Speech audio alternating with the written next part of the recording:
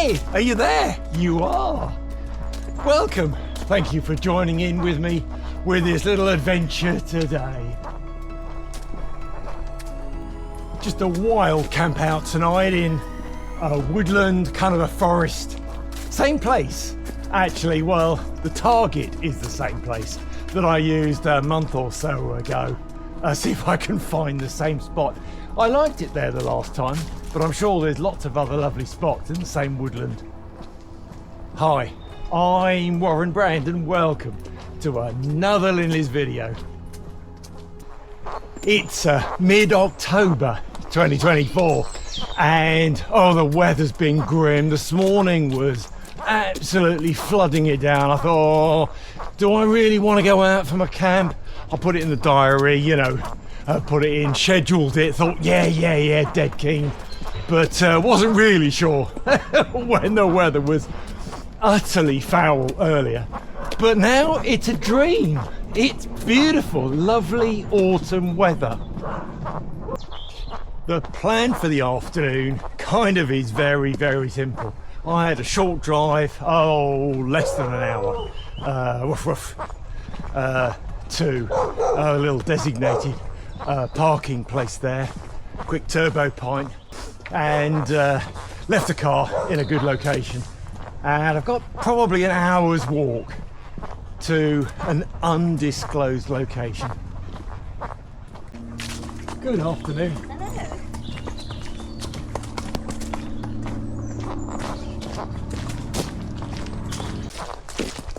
This route actually follows, I understand from the OS map, an old Roman route.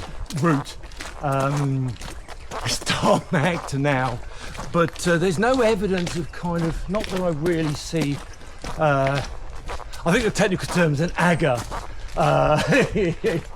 Paul, help me out here. Paul Whitewick's an expert on all things Roman roads, plus much more, of course, but I don't know, is there a curve here? There may be.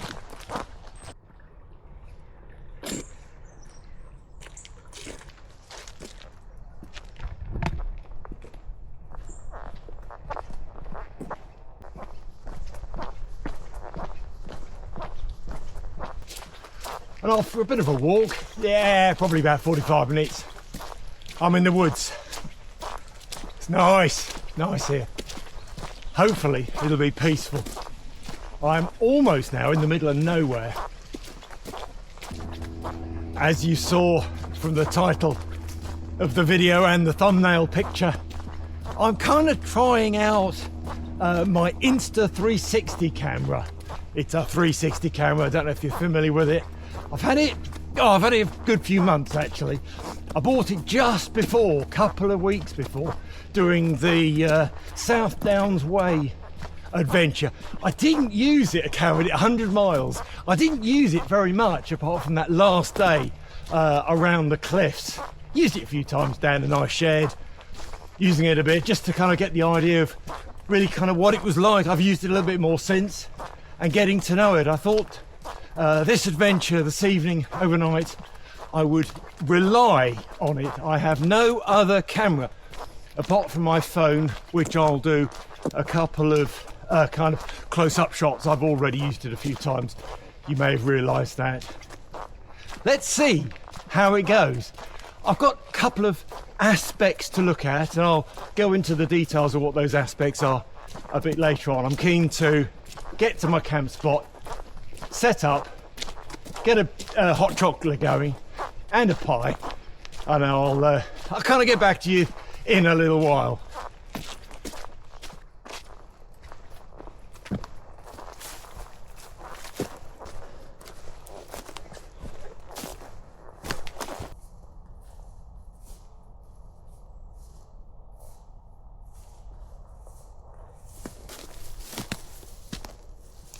I think this is the spot for tonight. It's not quite the same. I did check out the other bit just a bit further up, but this is better here. So I think it's here tonight.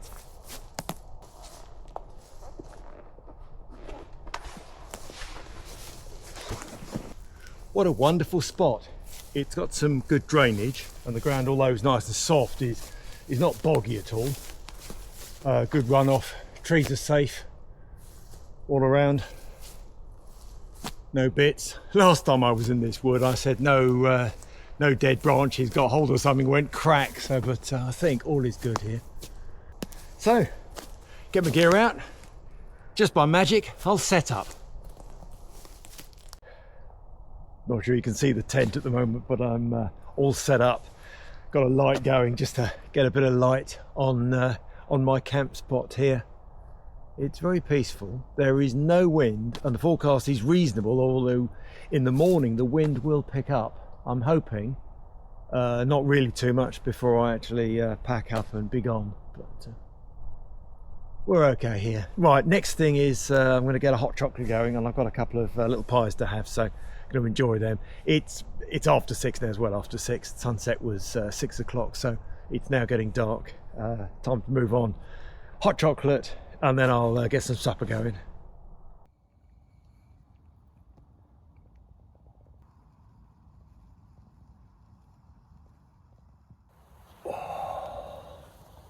I got my chair as well, which is a bit of a luxury. Carried it a few miles, but never mind. I got my Trangia, of course, again, liquid fuel this time, and it's flaming up a bit. I don't know why. Bit sooty underneath again. It's not really the right time of year for mince pies, but they're in the shop on discount, so I bought a pack. I got one now.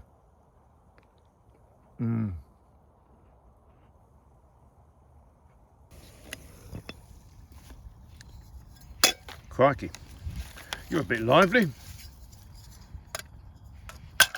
Whoa.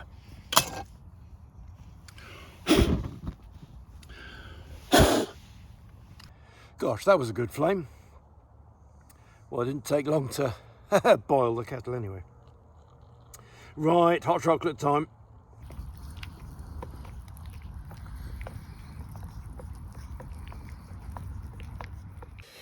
It's probably about time that I got some dinner going. Let's take a look at what I got this evening. So main meal bit is this chicken korma with rice, ready to go, adventure menu. Now, I've not had this particular one before, but I've had other adventure menus, and they are very good. They're the gooey ones, so I don't have to add anything at all. It's one kind of gooey, messy lump of goodness. So that's that. I like a little bit of extra veg, so I'm going to pre-fry up pepper, some mushrooms and other bits and pieces. So I'm going to do a combo. I've only got one Trangia burner, obviously, so I'm going to get the boiling water going with that, pop that in, let that boil away for a bit, then do the veg, get that going, and then once that's cooked through, put that to one side, get the chicken korma really up to temperature, and then serve it all up on the plate. That's the idea anyway. I'm not going to eat it, which I usually kind of do with these sorts of meals, just out of the packet. I'm actually going to serve it on a plate, just for the hell of it. I do also have a couple of Abbott ales lurking over the back there. There's some water. Now, okay, pudding. I've got some custard and 2 apple pies. They are intact, so I'm calling them apple pies this time. Whether I get around to having the full pack of custard and all the apple pies, we'll see. It's you know, time's moving on. Breakfast. Now I've got 2 options for breakfast. My usual go-to breakfast is this oat burst kind of porridge pot thing, just as an option because I've got one in my pack. I've got this Wayfarer all-day breakfast. Now that takes a little bit longer, a bit more fuss. I'm not in a rush tomorrow. See how it goes. I'll be up quite sharp, I would think, but I can either go for the quick and easy porridge pot or the slightly more bother but more tasty Wayfarer all-day breakfast. We'll see. Next up, I'm going to get the boiling water on for my chicken korma meal, and while that's going, initially I'm going to do the chopping of the veg. Let's do that now.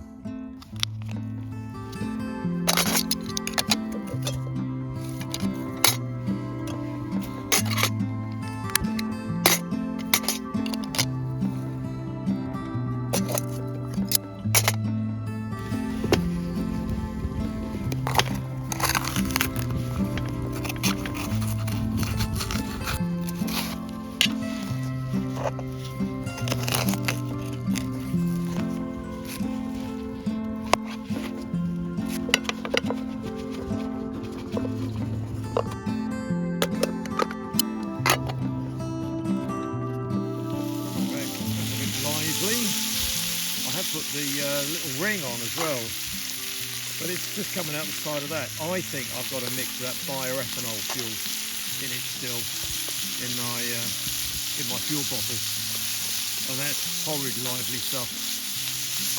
I usually use the Coleman's fuel,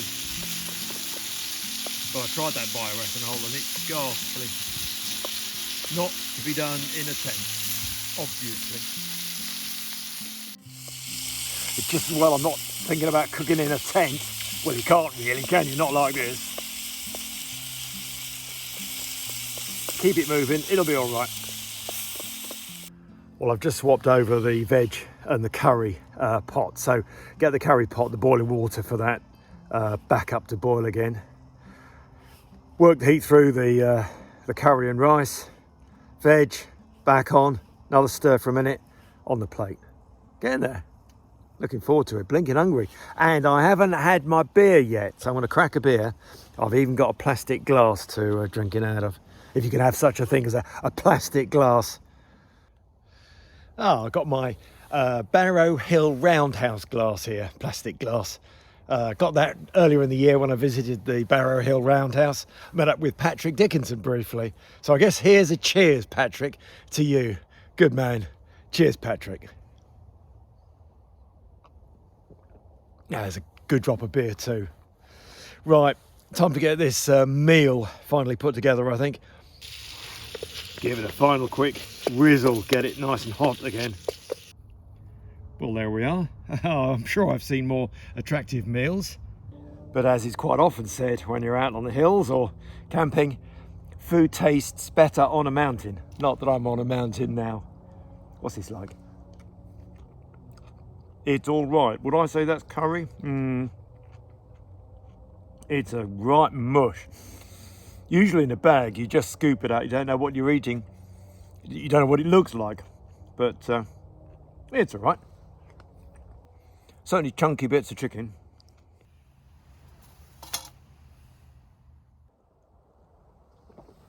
Oh, well, that was a lovely meal, actually. I'm umming and ahhing about having my pudding, but to be honest with you, I've hardly had a busy day. I did have a bit of lunch earlier on. I had about 2 or 3 mile walk to get into the camp spot here. I've hardly earned the extra pudding, so I've got another beer to have, I think, and I've got the apple pies to have, and I can have a hot chocolate with them later. So I'm not going to open the custard. Warren's custard will stay in its pot, I think, this evening. Had to tidy up, sort my trangia out. I haven't got all the soot off, but I'll do that in the kitchen tomorrow. It's annoying with the soot. Wrong fuel. It must be the old biofuel that I must have used, or some of it left in the pot, in my little fuel pot. Never mind. Doesn't matter. It'll go back in a bag and I can clean it up when I get home. Hot chocolate, I'll do a little bit later on. I'll pack the chair up, I think. And then I crawl in. It's getting damp. There were a few spots of rain. It's due to rain during the night and in the morning. So I think what I'll do is I'll just begin to pack away and get myself in the tent, get my bedding laid out and all my stuff sorted, and then get back to you in a bit. I can see a cheeky face looking at me with a grisly grin and flashing eyes, a flashing face. That is a scary little face. I've walked the scary little face into my tent. It's not quite Halloween yet, a couple of days to go, but I've had that for years, that little China pumpkin. I had to put the new batteries in it to make it work, to bring it out. How sad is that? Anyway, shall I leave it going overnight? Keep me company. So I shall have a wander out once more briefly. There were no guy lines. I haven't bothered putting guy lines up. The tent pops up by itself without the guy lines. What else to report? Not a lot, really. I think I'm just going to turn my light out and get some sleep. I'll catch you in the morning.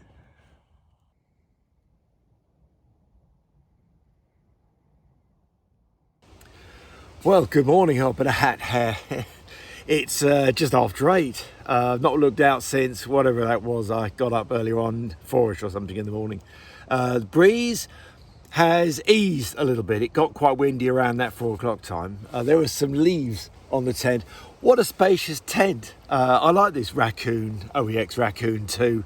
It's obviously sort of two-person here, but lots of height for me to sit up in.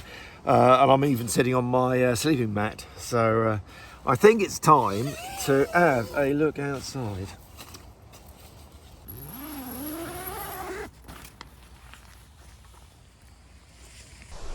Nice morning. Bit of breeze high up. Nothing's fallen down though. It was a bit windy in the night, I think, certainly around that 4 o'clock time. Few leaves on the top of my tent here, but nothing much. All is good, few more. Just to remind me it's autumn. Nice. Time to get kettle on, I think. Hot chocolate and, no, not hot chocolate, coffee and porridge. Gonna go for the porridge and coffee combo.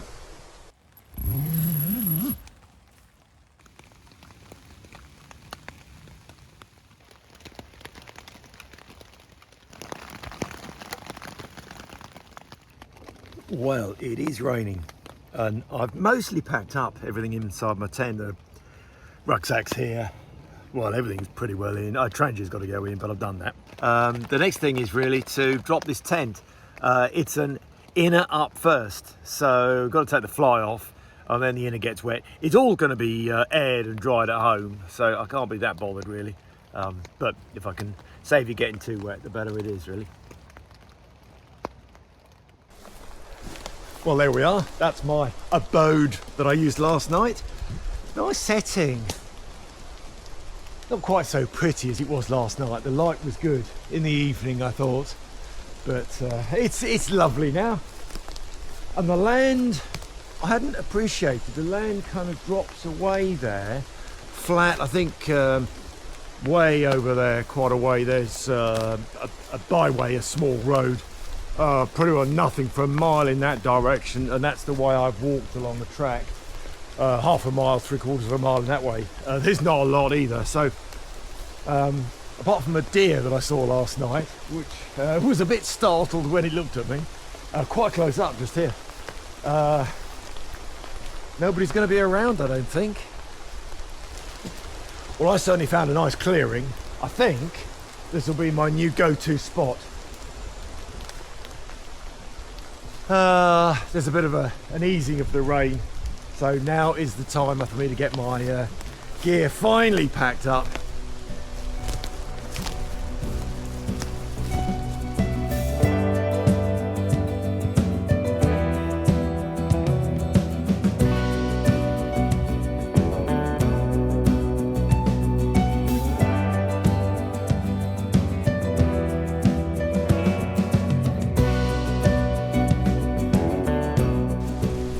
All packed up, looking clean and tidy, leaving no trace, well, obviously. And of course, everybody who watches any video about wild camping, trekking, out and about outdoorsy stuff knows very well the right attitude to have about leaving no trace. It's just other selfish people who clearly don't watch a YouTube content to get a clue about what's right and what's wrong. Leave a whole load of around and about.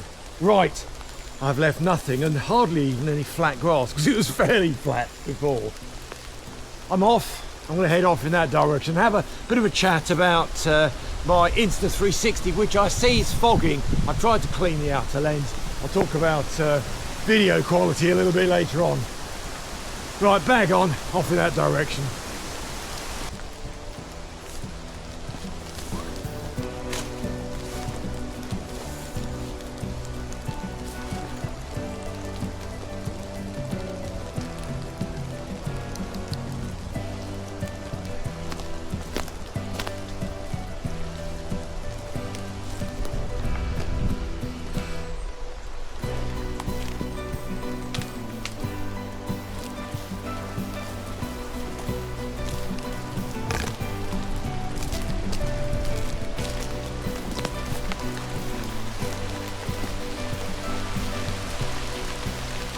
Oh, well, let's start with the lens, since that seems to be nagging me this morning. I've never used this in this 360 camera in anything like damp weather so far.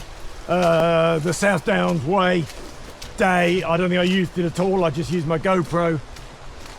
So, lens. I've got the standard lens caps on, protective lens caps, the domey things, one on both sides. And you'd have thought they were kind of waterproof enough to stop dampness getting inside. Well, it seems I'm all foggy. Am I foggy? I think I am. Now, I've cleaned the inside twice this morning, just with a soft tissue. But when you're out and about, do you want to be stopping, giving it a wipe every 5 minutes? I don't think so. So maybe I've got something to learn about that, maybe something I need to do better. There are some pro lens caps. I'm not quite sure what have I got the right word there? Like upgraded lens caps. So maybe I need to buy them, but they're expensive. So maybe they're better.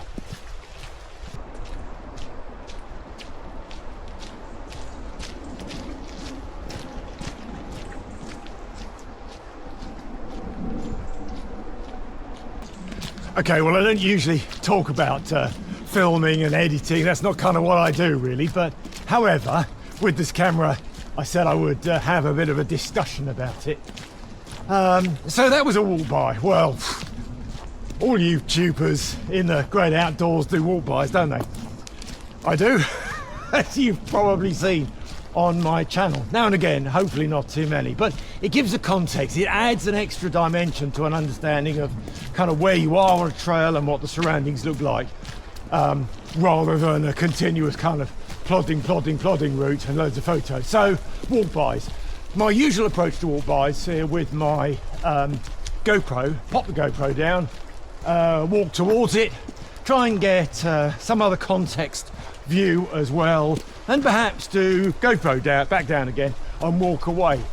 To actually film that could take 3 or 4 minutes, simply because you need to go backwards and forwards a series of times. When you're on your own, yeah, well, that's all right. When I'm out with Dan and other YouTubey people who kind of go with the flow, want to do it themselves, understand, they'll go with it for the most part. So that's okay. But really, if you're on a trail, you want to get on with it. Filming's important, but you don't want to waste time with it. So the quicker you can be, the more efficient you can be with the filming, the better it's got to be. So with this long selfie stick, plonk it down, 2 lenses, one forward, one back, do a pan round in post-edit. It's good, I think. I have done 1 or 2 before. And now I'm going to, there's no kind of organisation with this discussion. Things that come to mind as I go. Right, last time I was here, I did kind of a walk past. It was more of a walk by. Kind of I put the camera to the side and walk past, and then in post-edit, I think there's water on the lens again. Post-edit, I panned around in the software. Talk about the software in a minute. The camera was set to 8K, 30 frames a second. I think it might be 60, but I think it's 30 frames a second on 8K. Now you might think 8K, excellent. You can really crop in edit and just take the shot you want really quite close in. No, these are actually quite small. There's a technical term for what they are, small sensors. So although it appears to be 8K quality, the reality is it isn't really. You can't hard crop. You can crop a little, but not hard crop. So you can't be too far away from the main aspect of viewing. So yeah, live and learn. 8K, technically maybe, but not really in practice. Just going past the little lake here, it's quite nice. Can't really see it with the foliage. It's a bit of a lake in this woodland. Loads of puddles, there's been a lot of water, a lot of rain. Selfie stick. It's quite nice to be able to put the camera away a little bit further, rather than to sort of vlog, rather than right up against your face that I use GoPro style. I could put GoPro right in front, but then don't know, I usually GoPro, like most people do, I think, kind of slightly to the side and talking, looking, talking, either way, mixing and matching, and then cropping bits in edit. Now with this selfie on a stick, I can talk to you kind of here, and I can look around and not worry too much about where the lens is looking. Sometimes with a GoPro, even though it's a wide angle, you're not centered really at all. And even in post-edit, it's hard to get you in framed nicely. But I can, without worrying about where the lens is looking, because it's looking everywhere, I can just kind of look around and not worry about where the camera is too much. You know, I can look over here and sort of bring it over and indicate. So I think it's kind of a better concept to be able to vlog with a camera on a selfie stick. You could argue that I could put my GoPro on a selfie stick.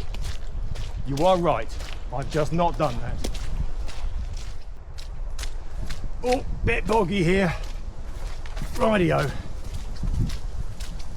Okay, next thing to kind of touch on, I really don't have any definitive viewpoints on this yet. I will do over time, and probably more doing the edit and listening back the video that I'll produce from this kind of little narrative, is sound quality, microphone pickup and what that's like. Oh, more boggy bits.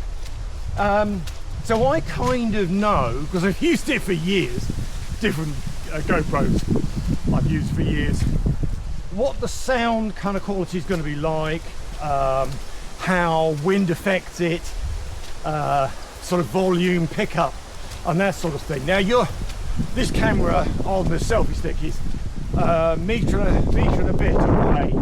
There's quite a lot of blowing wind. I don't know whether you're picking me up, the camera's picking me up adequately enough for me to use as audio in a video production. You kind of have to, as a viewer, allow for less than BBC quality sound pickup, because, you know, we're YouTubers. I'm a YouTuber. I've just got gear I buy.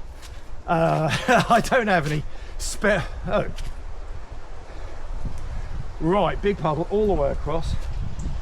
Bothersome. I got my boots on, but I don't particularly want to test their waterproofness. They're not my newest ones. Back we go. Oh, and round this side. It's rained a lot because I walked here yesterday and didn't have any real difficulty, but clearly it's rained in the night. Here we go.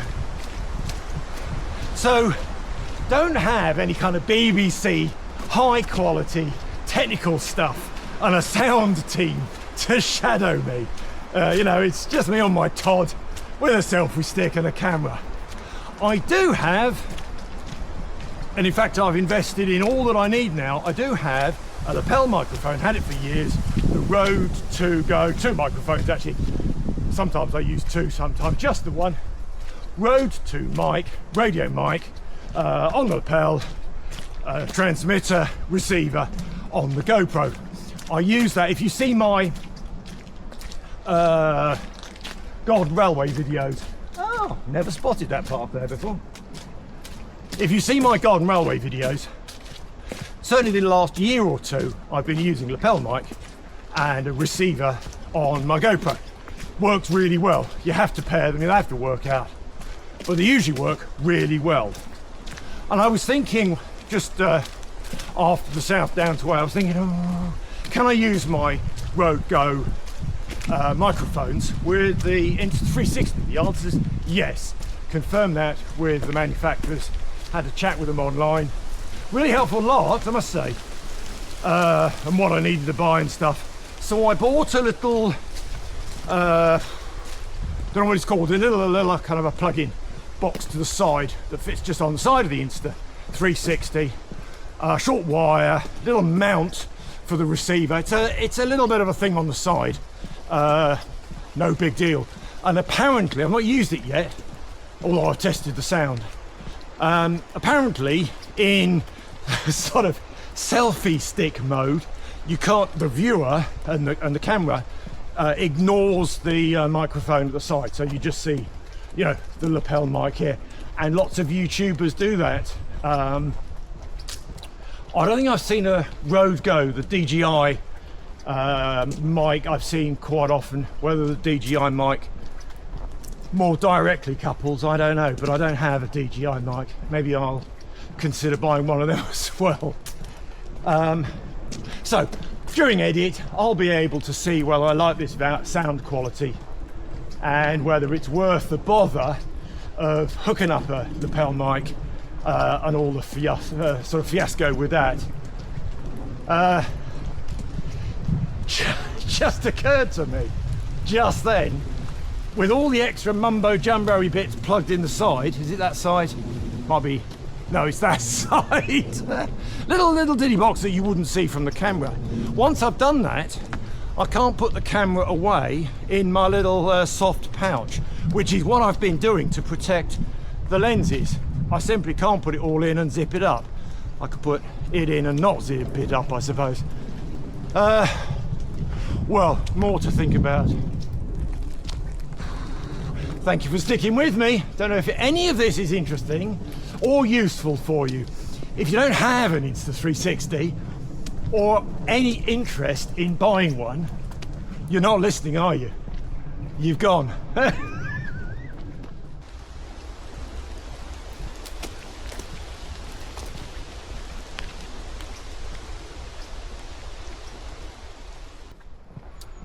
Another thought about sound quality is wind muffs, those little kind of dead cat things, or mufflers, whatever they're called, for the product. I don't have any for my Insta360. I haven't bought any. You can buy them.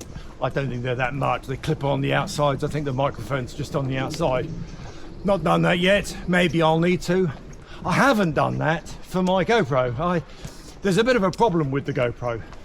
Using the GoPro wind muffy things because I've got a Ulanzi aluminium outer case, so you can't just put on the recommended dead cat sound muffler, wind muffler things, and I don't think Ulanzi do their own. And I've never really kind of got to a point where I've felt I've needed to or remembered to kind of make my own and put them on. Don't know really. I get some feedback about wind noise sometimes, but it's part of the experience. And if it's a bit, you know, it's kind of what it is really. Wouldn't expect crystal clear sound quality when it's blowing a hoolie. So I think there's a bit of a blend there. Don't know. Feedback. If you have any thoughts about my previous windy videos, you know, what do you think? I try not to do too much of the no, because it's hard to listen to.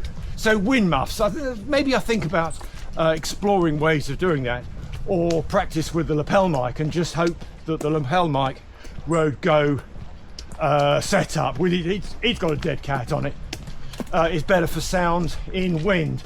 Maybe I'll try that. Maybe I need to explore that a little bit further.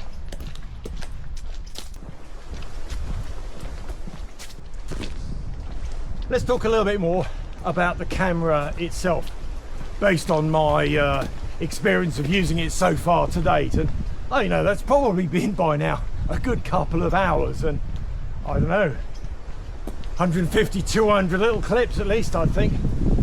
Each one needs to be edited. I'll come on to that. Okay, so the camera itself. I've had a GoPro for different, I've had 3 or 4 GoPros over the years.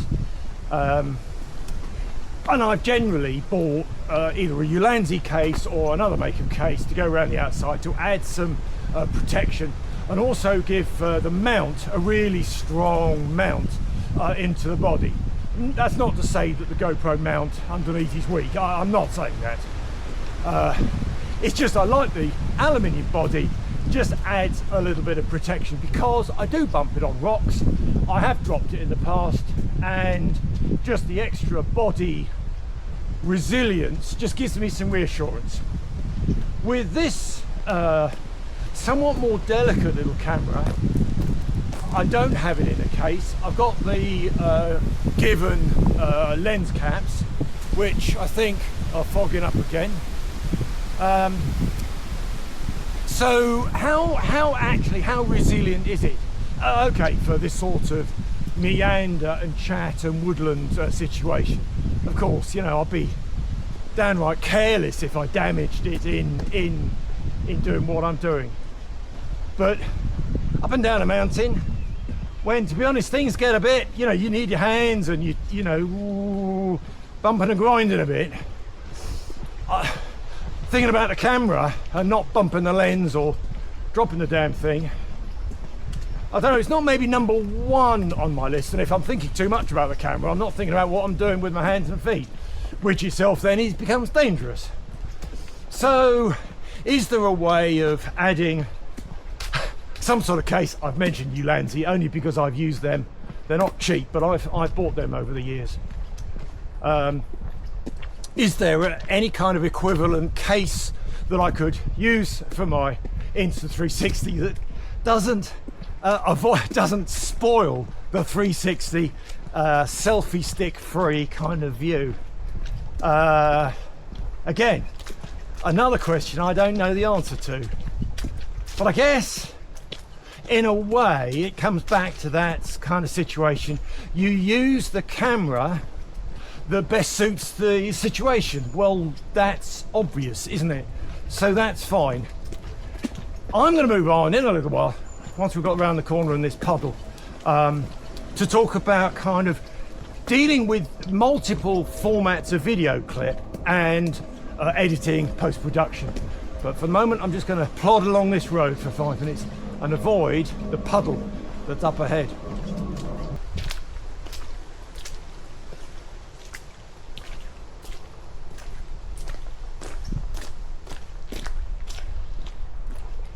Not too bad. Got through that okay.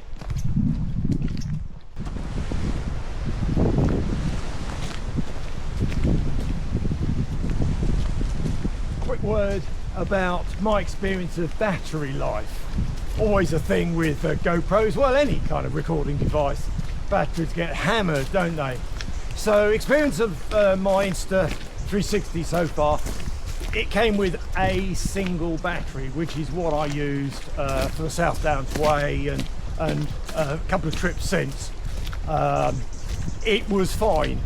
I get quite, probably a good hour and a half of video out of it, which in terms of video clips is, I think, more than enough for kind of a trip. So adequate, but for multi-day trips, and using it a little bit more intensively, I thought, well, I don't want to rely on just one battery, so I bought another battery. Not cheap, but it's a dedicated battery, so I do have two batteries. I use my Insta360, I haven't finished editing that video yet, on the Bluebell Railway recently, and during the day I was using it quite intensively. I'll have to hard edit. Oh, where am I going? Straight on here, I think. But I did need the second battery, so it's just as well I did. Comes in a nice handy little plastic case as well.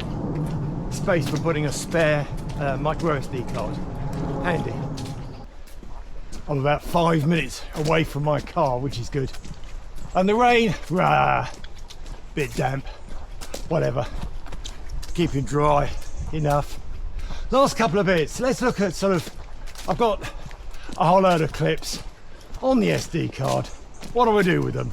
Now, okay, this is not a tutorial. It is not really an indication of best practice. It's just thoughts that I've sort of collected while I've been thinking this through and my experience so far. Okay, YouTubers use a variety of cameras, almost for sure.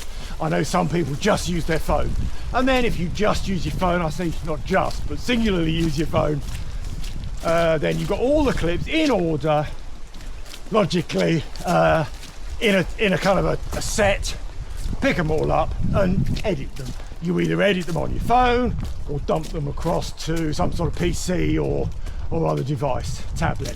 blah, makes sense. Okay, so introduce another format. So camera, almost always you use your camera if you've got any kind of decent lens on it. Cameras are particularly good, obviously, these days. I use my phone, I mean, particularly good these days. I use my phone for kind of close-up work or intense nighttime work, because just the lens just seems to be better for low light. I haven't kind of gained the confidence yet in using the Insta for dark light time. So reality is I've got my phone and at least one other source of video clips, and potentially 3 or 4 if you include somebody else giving you some clips. You know, I do trips with other people. They sometimes share perhaps drone shots or other views that they've taken of me or of interest. I need to include them. So sometimes there's 4 different sources of video clips. Dump them all in, different folders, different structure. It's really difficult to put them on a timeline, a single timeline.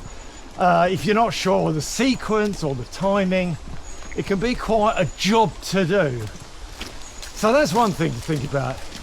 That's why this time I thought I would just use my phone and Insta, and adding the phone clips in, you know, I'll know where they go without any drama.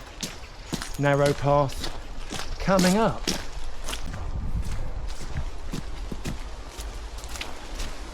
Okay, so there's kind of one more main aspect of using the Insta360 which I've grown to understand. I didn't realise it before I bought this little beast. Ooh, low trees. Right, mentioned all the video clips. You download them, okay. So the Insta360 file format is not a standard movie file, MP4, any of those. No, of course not. It needs to allow for and kind of work out the 360-ness. 360 round and up and down as well.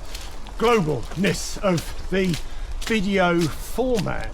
So what you need to do, you can't use those clips straight in. They just, A, they won't go in the software, and B, even if they did, you'd get this kind of, well, I don't know what you'd get, kind of a all views, all in direction. No, it doesn't work. So what you need to do is install or import the files into the Insta360 software. I've installed it on my PC. It's free. It's just a free. Works pretty well. Bug free as far as I can tell. It does what it needs to do. So you import all of the video clips from a trip, a project, and then for each clip, boggy bit, you need to preview and select the view angle that you want. In addition to that, you can include panning, zooming, cropping, all sorts of editing features, of course, within the Insta360 software. Makes sense. You need to do that for each clip. You crop, you can't, can you crop out? I don't know if you can crop out.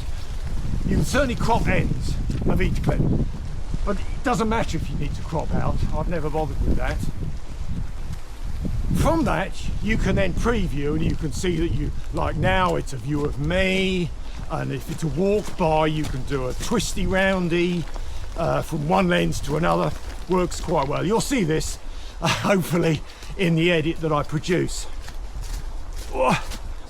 So once you've done on the Insta360 software timeline, just with keyframes and its control features, it's easy to do. I've only ever done it on a PC. Presumably you can do it on a Mac just as easily, and perhaps even on a phone. There is an Insta360 app. I've downloaded it to control the camera, but I've not used it for any editing. So each clip then you edit to form its own clip timeline with its features, cropping, panning, zooming, whatever. You export it then as a standard video file format of whatever you want, I think. A movie file, MP4, Windows media thing. I don't know, I export it, I think, as just as an MP4. Don't know, doesn't matter anyway. And then that clip, as a clip that you might just think as an ordinary clip, you then import that then into your main editing timeline. Position all the clips in the right order, bringing in phone clips and drone shots from somebody else or whatever, other pictures and music and stuff. Produce your video. The point of all that monologue is there is an additional job of work to do before you can crack on with the proper edit. You need to deal with the 360-ness of each of the clips, edit them, export them into another folder, and then import them into your main timeline. And if it's 3 or 4 clips, it might take 5 minutes. But for this example, I've used it exclusively, and for some, cheeky shots maybe the ones that I fancy, managing a little bit more closely. It's not going to be 5 minutes, is it? Is it an hour? I don't know. Do I mind? Not really, I like the process. But I already spend hours on each video, and if that's another hour on top, worth thinking about, isn't it? Almost there. I'll get back to you in a moment. Oh, I really am almost back to the car. A little bit along the main road here. About 2 minutes and I'm in my car and I'll be whooshing off home. Short drive, less than an hour. It's good. It's been a bit damp, but I have really enjoyed just that. Getting out for a little cheeky camp in the woods. On my own for a change. Looking forward to the next trips. I've got a few trips lined up. Lots of trips lined up. With a few other people as well. So from this secret little woodland area, thank you for watching. And bye for now.